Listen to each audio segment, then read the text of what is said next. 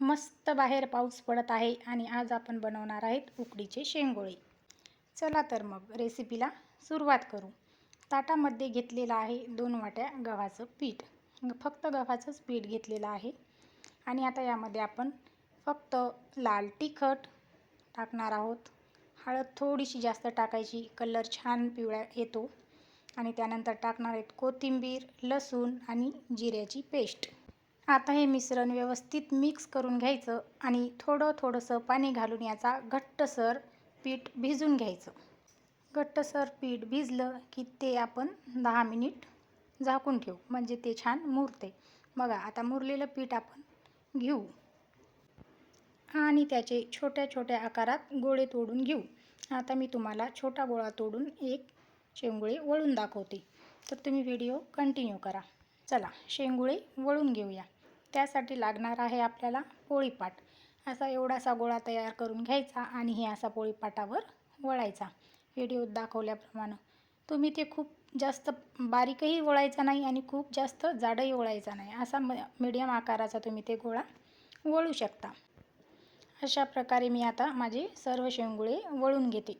तोपर्यंत आपण गॅसवर कुकर तापत ठेवू। गॅसवर कुकर तापलं त्यामध्ये 1 चमचा तेल घालायचं आहे। 1 चमचा तेल घातलं की त्यामध्ये घालणार आहोत आपण मोहरी। मोहरी ही नेहमीपेक्षा थोडीशी जास्तच घालायची। मोहरीची टेस्ट खूप छान लागते, अशी एकदम ती दाताखाली आली ना तर तिची चव अप्रतिम लागते। आता त्यामध्ये घालायचे आहेत 8-10 कढीपत्त्याचे पाने। कढीपत्त्याचे पाने हे तुम्ही तुमच्या आवडीनुसार घालू शकता, पण कढीपत्त्याचे पाने हे आवर्जून घाला।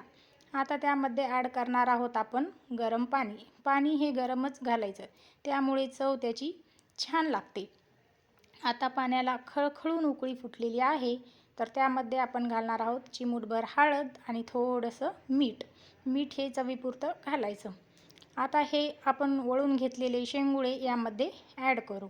शेंगोळे सर्व त्यामध्ये एकदाच टाकून द्यायचे। पाण्याला उकळी आल्यामुळे शेंगोळे हे एकमेकाला चिटकत नाहीत, ते एकदम सुटसुटीत होतात।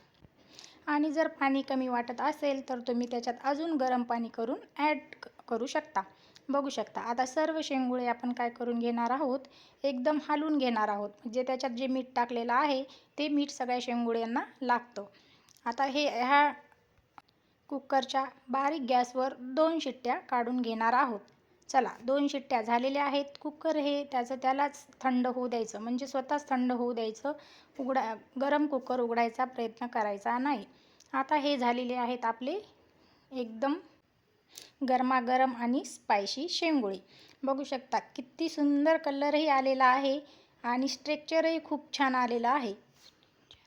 असे मस्त आपले शेंगोळे इथं आता रेडी झालेले आहेत। तर मस्त बाहेर पाऊस पडत आहे, काही स्पायसी खावं वाटत असलं तर ही एकदम झटपट आणि लवकर बनणारी रेसिपी आहे। एकदम तुम्हाला हेल्दी आणि घशाला आराम देणारी ही रेसिपी आहे। तर गरमागरम शेंगोळे, हे शेंगोळे गरमागरम खाऊन घ्यायचे आहे। वाह, काय मस्त दिसत आहेत। मस्त बाहेर पाऊस पडत आहे आणि मी बनवलेले आहेत घरामध्ये गरमागरम उकडीचे शेंगोळे आणि त्यासोबतच सूप पण।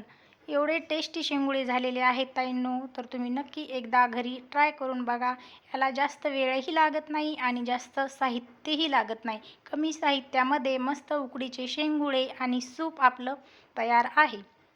तर तुम्हाला माझी रेसिपी आवडली असेल तर प्लीज चॅनलला सबस्क्राईब करा।